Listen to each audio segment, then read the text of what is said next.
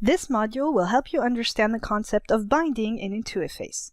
We'll first look at what binding is all about, then discuss the different types of binding available and how you can take advantage of it in your experiences. Binding is the act of linking the value of one parameter to another. By gluing a target parameter to a source parameter, you end up mirroring the source parameter. Why would you want to do this? It's particularly valuable when you create an experience that is accessing information or reacting to a user in real time. With binding, you can capture information and assign it to elements in your experience on the fly. It's easiest to understand the idea of binding by looking at an example. Consider two text assets. Let's bind the value of the text property for text asset B to the value of text property for text asset A. We'll start by setting the value of the text property for text asset A to Intuiface is great. We'll leave text asset B alone with its default text, creatively set to text, as you can see here. Now I'll open the Properties panel and select text asset B. Notice that if I hover my mouse over the right side of the text property field, you will see an orange icon with the tooltip Get Value From. Clicking this icon means you wish to bind the value of this property to some other property. Let's click it. Now we see the binding panel, which lists all items in the current scene. For the source item, I can choose text asset A, then highlight the text property, listed here with its value of Intuiface is great. Accepting this binding turns the target text property field orange and fills it in with the source value. And check out the scene itself. As intended, text asset B displays the same value as text asset A. From now on, every time I modify the value of the text property for text asset A, the text displayed by text asset B will be updated as well. The principle of binding can actually be applied in one of three different ways. You've seen the first way, which is binding the value of one property to another. The other two ways involve triggers and actions, a topic covered in a separate 101 module. These binding approaches are 1. Binding the value of a trigger parameter to a property, and 2. Binding the value of an action parameter to a property. These trigger action variants are two sides of the same coin, so we'll use the action parameter to property option as an illustration for both.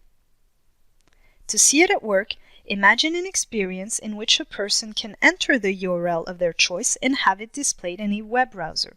There are two ingredients for making this happen, a web browser asset and a text input asset. The web browser asset defaults to the Intuiface website, which we love, so we'll leave that alone.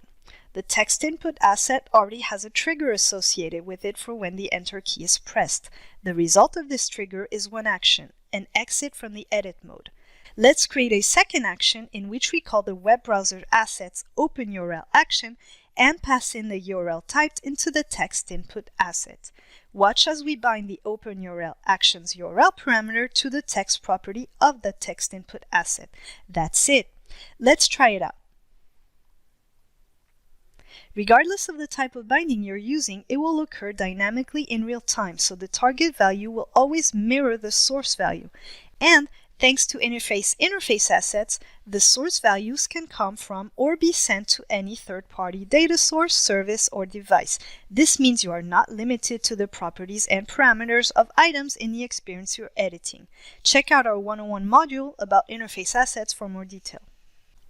Okay, comfortable with the notion of binding? Great. So let's quickly look at how you can make changes to the source value before assigning it to the target. Binding values can be modified using a large set of what we call value converters. These converters give you the ability to transform the original source value before assigning it to the target. The conversion could be as simple as adding 10 or as complex as applying conditional modifications. Let's return to our text assets to see one of these value converters in action. Say I'd like the value in text asset B to replace the word great with the word amazing. As I don't want to alter the value of text asset A, I'll use the text manipulation value converter to make the change. Viewing the Properties panel for text asset B and hovering my mouse over the orange-colored text property value field, you'll see a small seashell-looking icon with a tooltip Add a Converter. Clicking that icon opens the Value Converter panel. Here, you can select the converter category you wish to use and then the appropriate converter.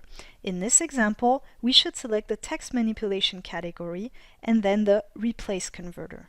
Clicking replace displays this converter's parameters. In the find what field, let's type great, and in the replace with field, let's type amazing. It's as simple as that. Check out text asset B. It now says Intuiface is amazing. Not too complicated, right?